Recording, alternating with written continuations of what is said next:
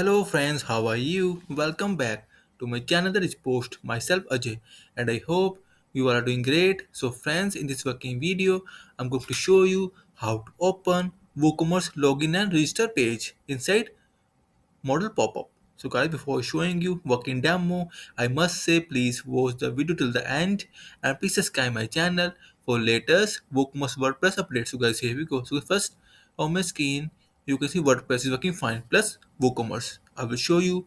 Here's my WooCommerce shop page. Here's my checkout page. Cart is empty. My account page, login and register, and shop page.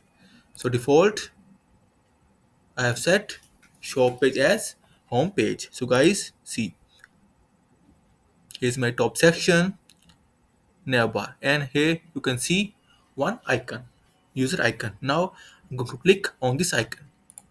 I can click see the login form and register form. Default WooCommerce that I opened inside Booster 5 model pop-up. Very easy. And guys, also, I will share the course snippet link inside this video description. And now I will show you the working. So guys, I will close it. Again, I will open it. Now I'm going to log in with this form.